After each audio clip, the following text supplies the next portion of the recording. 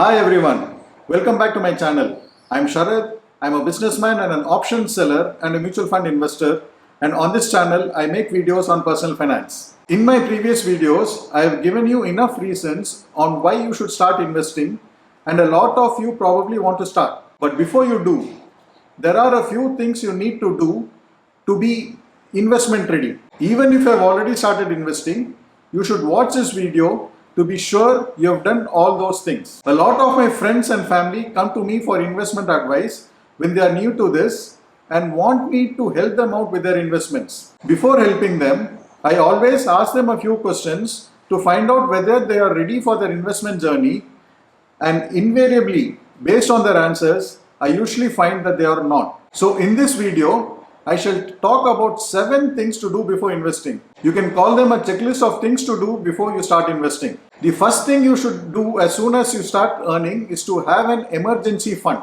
As the name suggests, this fund is for emergency purposes only and not for your routine expenses. It is a fund that you can fall back upon at the hour of crisis or for unexpected and unplanned scenarios. Unexpected and unplanned scenarios could be you losing your job, or a minor illness or injury, or some urgent and unexpected travel. Now, how much money should you allocate in this fund?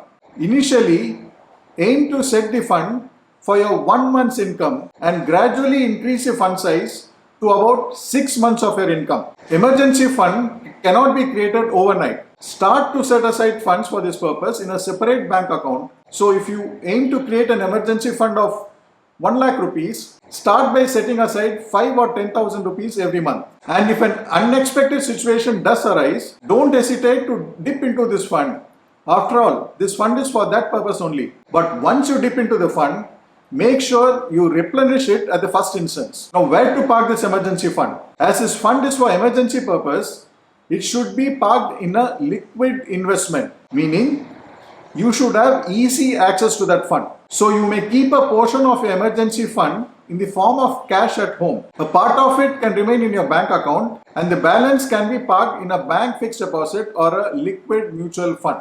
As your income rises over the years, the size of the emergency fund should also rise proportionately. The second thing, pay off your credit card and other expensive debt. Almost everyone has a credit card nowadays, but most of them do not know that if you don't pay the dues on time, the interest charged on the credit card is way too high, as high as even 36% per annum. Without knowing that, many people pay just the minimum amount required to keep the credit card going and end up having to pay a huge amount of interest that could potentially lead to a debt trap. Now, I am not suggesting that you should stop using credit cards. In fact, I myself use credit cards regularly for my spending and enjoy the convenience and benefit that it brings in. But I make sure that I pay the credit card dues on time. Never have I had to pay interest on my credit card dues because I make sure to pay my dues before the due date. I could make a whole video on credit cards if you are interested, so you can let me know in the comments. But the point that I am trying to convey here is that if you are running a credit card debt, use your extra money that you have with you to repay that debt at the earliest, rather than thinking of investing it somewhere. Please note that there is no good investment which will generate the kind of return equivalent to the interest that you are paying on your credit card debt. Hence, make it a priority to retire your credit card debt first before venturing into any investment. The same applies to other types of costly loans like personal loan or any other loan where the interest payable is upwards of 15% per annum. The third point is, have a strategy in place to pay off your other debts. Now, there are 2 types of debts. One is a debt which you take to buy an asset like a house, which appreciates in value over time. The other debt is for purchasing things which depreciate over time, like buying a car or other consumables. You should, as far as possible, try to avoid taking a loan for depreciating assets while there is a case for taking debt for appreciating assets like a house property. Aside of appreciation of the value of the house property, you also get tax benefits while you repay the principal and interest amount of the housing loan, and the interest rates for the housing loan are the lowest in the industry. So, if you have a housing loan, you should have a strategy or a plan in place for repaying the housing loan. While calculating the amount to be set aside for investing every month, you should first make a provision for the payment of EMI of the housing loan and then arrive at the amount that you can allocate for investment purposes. Prioritize your short-term money needs first. Normally, investment is done to provide for your long-term needs, but you also have shorter-term needs to cater to, like your own education or your wedding or any other short-term goal which is less than 2 or 3 years away. So allocate money for your short-term needs first before thinking about long-term investment. The money for short-term needs can be parked in a low-duration fund, or if you are not mutual fund savvy yet, you may simply park the money in a bank fixed deposit. Fifth point, insure yourself first before investing. Yes, you heard that right. Insurance comes before investing. You should typically have health insurance, term life insurance, and disability insurance for yourself and your family. I have a whole video on insurance on my channel. I will leave a link in the description box below.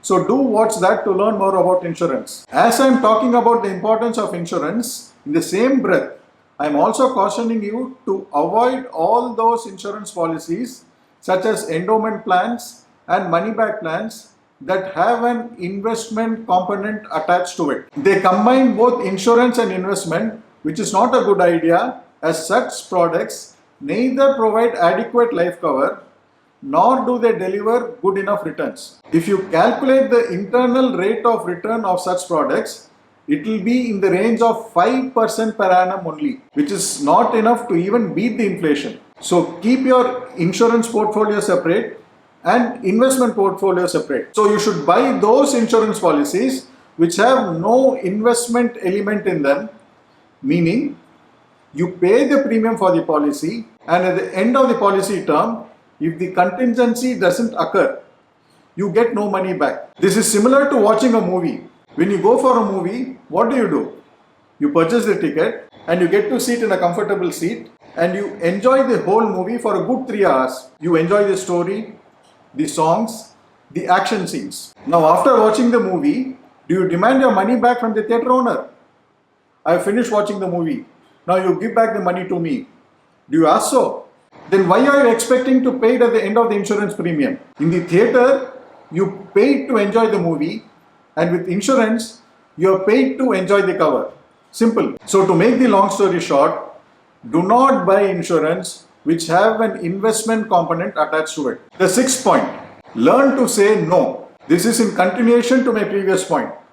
I have seen many people being persuaded by their so-called friends or relatives who are insurance agents to buy insurance policies from them. The typical policies that they try to push are the endowment policies, money back policies, and the ULIPs, which fetch high commission to them. They try all the tricks in the world to sell those products. They also use an emotional angle to force you to buy those products. My humble advice to you is to say a firm no. There is no point in buying a long-term product which is not suitable to you, just to help your friend or relative. You will be bound for 10 to 20 long years with that product and you would be committed to paying annual premiums on those policies whether you like it or not. Hence, saying no initially will save you from a lot of hassles in the future. The last point, get educated about investing. This is very important because before making any investment, you should be aware where you are investing, what you are investing for, and the risks associated with that investment. Nowadays, people have become highly health conscious, but I'm sad to say that most of them aren't putting in that much effort to become wealth conscious as well. They just invest in whatever product that they are being sold without understanding the suitability of that product for themselves. I wish all these were included in the school curriculum.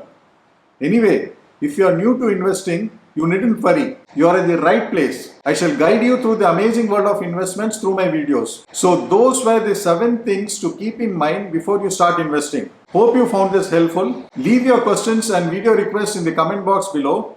Subscribe to my channel and I will see you in the next video. Bye.